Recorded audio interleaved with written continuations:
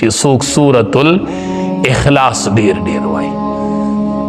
نبی علیہ السلام ته صحابي وی غریبی ما بس چې کور ته ننوځي جو بسم سلام ورچو بیا سورۃ الاخلاص تلاوت کوه.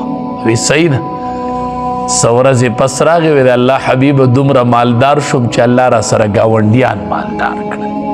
دی کې الله الصمد دی کنه الله د ټولی دنیا نه بے حاجت دی. الله مام دسی د مخلوق نه بے حاجت کی څنګه چې ته بے حاجت دی. ندا وایا الله الصمد. او خصوصا چې کم کسان د یو ملک نشنلټي حاصل ول غواړي چې ماته د دې ملک نشنلټي میلو شوې کارډ میلو شوې هغه کې مشکلات الله الصمد الله الصمد 1,25,000 پیری دی دوای دغه ملک نشنلټي با الله ورکی.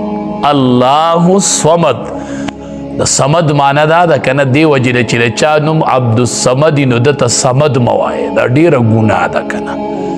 صمد معنا دا ده چې ټول پټول مخلوق په هر څه کې دته محتاج او دی اچا ته نه محتاج. د صمد دا معنا دا ته مخلوق ته وای اے صمدا نه عبد الصمد وای. صمد نوم چاته ویل دا ګناه ده.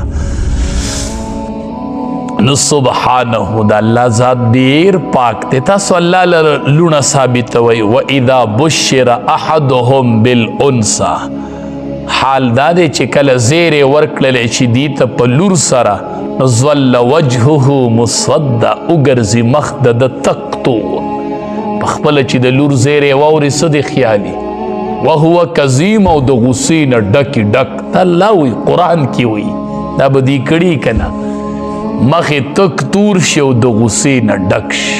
دا د مشرکینو یو بد خوی و بد نن دا په مسلمانانو کې پروت دی. مسلمانان لور به شوي چاته به پته نه اته پس به وایي بس لور مې شوې ده نه څه چل لور مې شوې ده نه چې زوی وشي نو ملک په خبر کې ملک په خبر کې بس لور مې شوې ده نو. او دا د دې زنانو یو بد عادت دی بد عادت. وی لور وشولنو یو بلا بل سیوا شو یو بلا را کر بل سیوا یقین وکه چې دا زنانه وای. دا خو تاسو د مشرکینو اقوال دا مشرکینو وی مشرکینو دا خو د مشرکینو خبرې دي. پدې تاسو کپل رسای د مور څومره لوی مقام دی. دا مور د چا نه رغیږي د لور نه رغیږي کنه.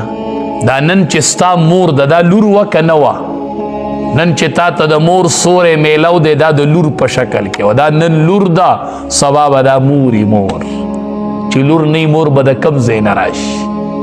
دا ډېر بدخوی دی. الله چې په قرآن کې د اولاد ذکر کړی دی نو انسا الله مؤنث په مذکر مخ کې کړی. الله چې د اولاد ذکر کوي نو د لور ذکر اول کړی دی. دیو جن علماء وائی